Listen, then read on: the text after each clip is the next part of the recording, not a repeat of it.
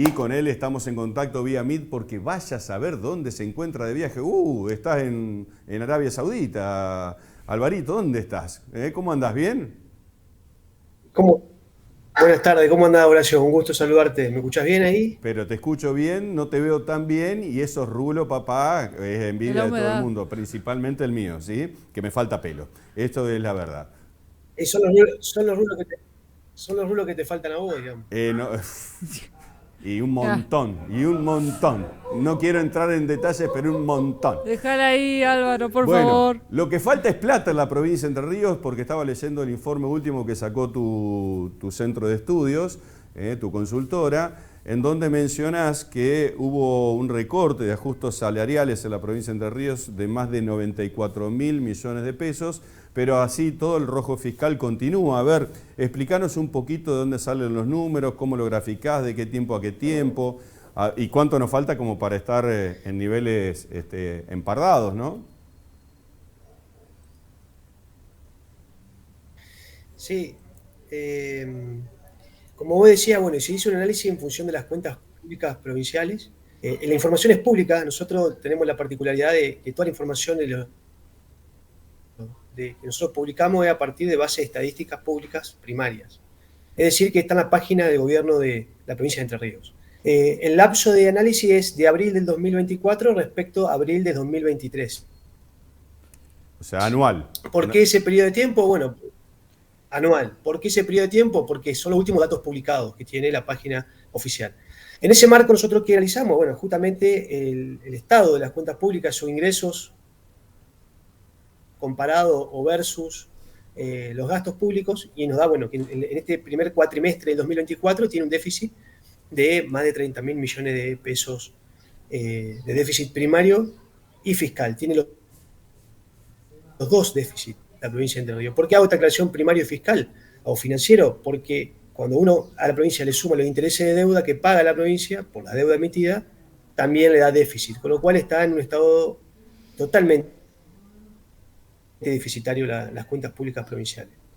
Pero el dato que uno tiene que poner énfasis, o donde uno hay que hacer hincapié, es que a pesar de que tenemos déficit fiscal, o tenemos déficit fiscal, a pesar de que hubo un ajuste salarial de 94.000 millones de pesos en ese periodo de tiempo, en este año. En este año. Pero hay un énfasis en los últimos 4 meses, porque la inflación se disparó en los últimos 4 meses, y la inflación y la provincia no acompañó este aumento salarial de acuerdo a la inflación, sino que está muy por debajo. Entonces hay una pérdida del poder de compra de los trabajadores considerablemente y un ahorro del Estado provincial de este importe de 94.900 millones de pesos. Ahí te hago una pregunta, haceme un punto ahí, si bien no es muy buena la comunicación, pero te estamos siguiendo, ¿sí? Te hago un punto. Este comparativo tiene un quiebre que es el 10 de diciembre, en donde luego el gobierno nacional licúa los salarios, porque pasa todo al doble, ¿no es cierto? Desciende todo por la deflación, por el ajuste, por todo lo que llevó como impulso macroeconómico el gobierno de Javier Milei.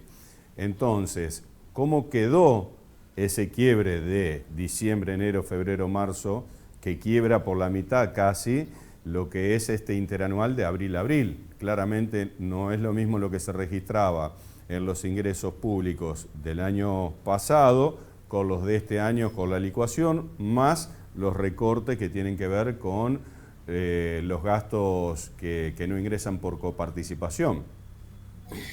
Sí, creo que lo hemos hablado en otras ocasiones, digamos. En la provincia, cuando uno habla de las cuentas públicas, tiene dos partes. Tiene la parte de ingreso y la parte de gasto.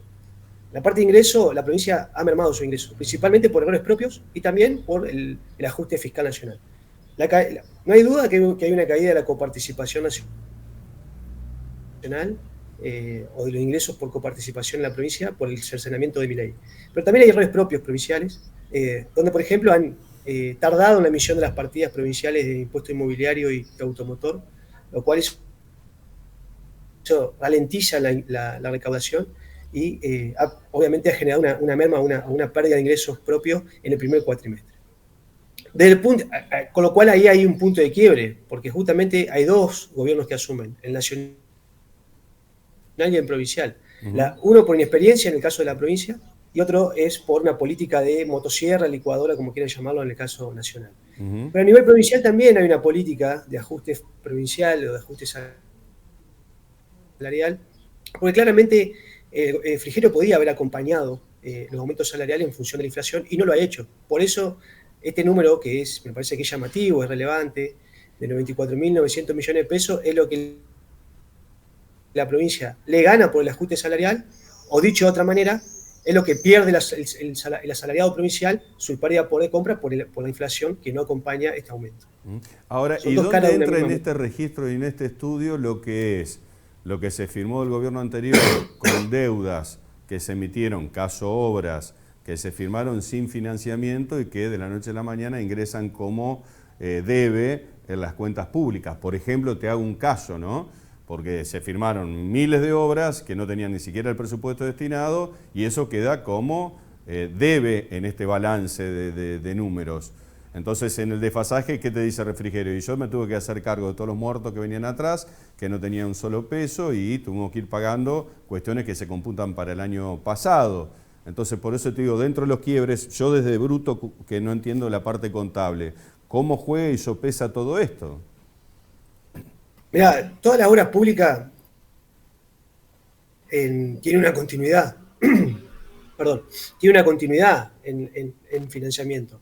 Cuando uno tiene un presupuesto, tiene que volver a votarlo o se vota año tras año, con lo cual hay una continuidad.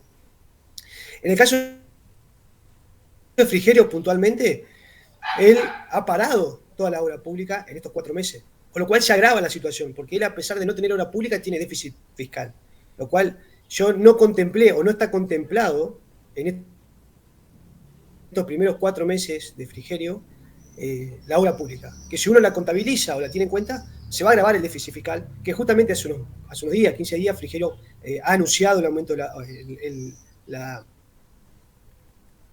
el inicio de la obra pública a nivel provincial, que me parece bien, me parece que el Estado provincial tiene que tener obra pública dinámica y por lo menos en horas esenciales y estructurales en cada ciudad o en la provincia de Entre Ríos.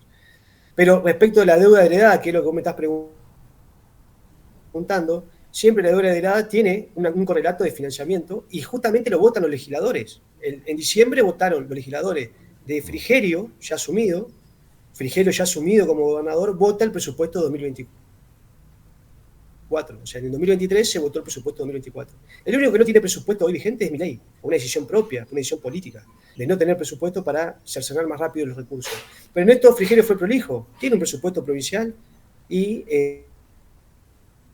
yo creo que los datos de las cuentas públicas son por inexperiencia, por incapacidad, porque claramente hay políticas públicas que quieren cercenar el ajuste salarial o pone énfasis ahí, y esto es una opinión mía, digamos. Creo que los datos me lo avalan este análisis que nosotros estamos exponiendo. Bien. Te hago una pregunta, Álvaro. Ahí mencionabas que dónde fueron los principales recortes. Hablabas de un 30 o un 50% y que, decía una de las placas, no han sido cortados por la misma tijera. ¿Me lo podés explicar en qué punto lo haces? O sea, ¿dónde fueron los principales ahorros de estos 94.000 millones o casi 95.000 millones de pesos?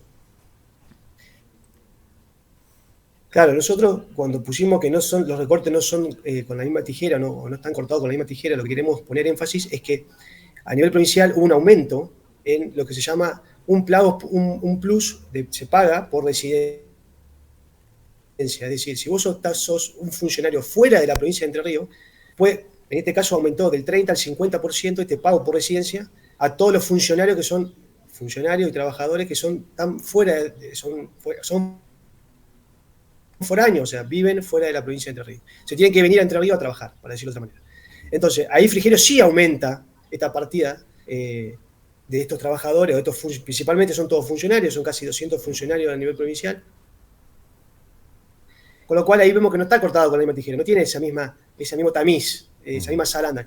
Hago un ajuste fiscal a los trabajadores, pero a los funcionarios se lo aumento este pago por residencia, que justamente que lo hace para que vengan los funcionarios, principalmente son de Buenos Aires, para que vengan los funcionarios de Buenos Aires a trabajar a la provincia de Entre Ríos, porque Frigerio principalmente, su equipo de trabajo, no es entrerriano, sino que son funcionarios porteños o de la ciudad de Buenos Aires.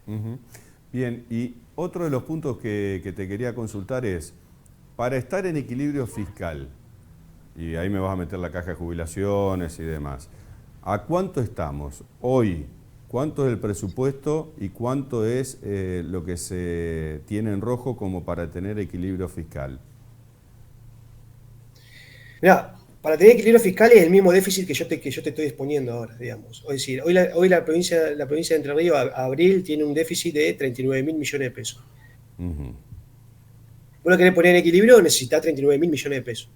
Ahora, ¿cómo obtengo esos 39.000 millones de pesos? Bueno, hay que analizar de dónde lo vamos a equilibrar, cómo vamos a equilibrar esos 39.000 millones de pesos. Ya licuamos los 24.000. Ampliando, se puede salir, en vez de ajustando, ampliando los marcos de cobranzas, no sé, con los impuestos inmobiliarios atrasados, rurales, bla, bla, ¿se sale por arriba o se sale por abajo? Correcto. Vos bien lo dijiste, Horacio. Vos podés equilibrar las cuentas públicas aumentando los recursos. Pueden ser recursos que vengan de la nación también. O sea, si él tiene una buena relación con Milei y dice, che, transferime 40.000 millones de pesos todos los meses, bueno, entonces... Sí, pero seguimos con la ruedita dependiente del salvataje nacional. Digo, para poner las cuentas en orden nuestras y no depender de nación. De no depender de nación, vos necesitas 40.000... A abril, digamos, con los números de abril son 40.000 millones de pesos todos los meses. Necesitas de más hoy. Si uno lo extrapola anualmente o hace un análisis exponencial anualmente, necesita 480.000 millones de pesos de acá a abril de 2025 con estos niveles. O sea que si vos me decís, decía, uno lo puede o sea, vos me decís que entonces cuando terminó, yo tengo que leer esto entonces, que cuando terminó el gobierno de Bordet teníamos 40.000 más 94.000 millones de pesos que teníamos en deuda. O sea, la deuda del rojo fiscal era de más de 120.000. ¿Estoy errado en ese cálculo? No. Sí, está errado en ese cálculo porque vos, cuando termina Bordet hasta la fecha, o sea, vamos a suponer de diciembre a la fecha, la inflación no era la misma el año anterior. Bien. Esto se dispara con la inflación también. Entonces, recordemos que en diciembre tuvimos una inflación del 25% anual y en noviembre fue el 13%. Entonces, no es lo mismo. Los números se van distorsionando. ¿A cuánto estaba en diciembre entonces el 2023 el tema del rojo fiscal? ¿Te acordás? No lo tengo, pero el proceso, obviamente que a nivel provincial terminó con un déficit, pero no era muy significativo. De hecho, Bordet tuvo casi 4 años superavitario en sus cuentas públicas. Esto lo pueden buscar en la página del gobierno. Está publicado esto. Con lo cual, si alguno duda de lo que estamos diciendo, lo pueden buscar. Lo que digo es que nosotros acá hubo un problema que fue, como vos decís, el punto de inflexión que fue en diciembre, es que se dispara la inflación, se cercenan los recursos nacionales de la provincia, claro, se aplica un ajuste fiscal a los salariados. O sea, hay un combo de medidas, no es una sola. Antes venía la ley de nación y tapaba todo agujero fiscal. Ahora es, arreglate, no hay un peso más fuera de la coparticipación.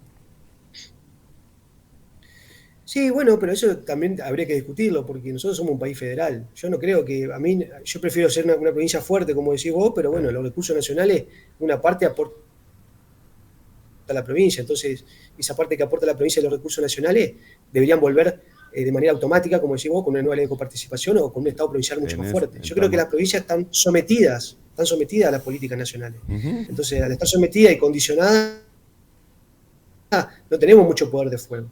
Tal vez el laburo de Frigerio de fortalecer nuestra provincia, de ponerla soberana, de fortalecer, de tener nuevos vínculos, de poner una provincia de pie y obviamente equilibrar las cuentas públicas, que es un desafío que tiene por delante. Sí, señor. Alvarito, te agradezco entonces esta nueva estadística y este nuevo estudio que han realizado entonces desde SEDMA. 94.917 millones se logró de ajuste en el gobierno ahora de Frigerio con la presidencia de Milei y estamos a 40.000 entonces de lograr equilibrio fiscal dentro de la provincia por mes.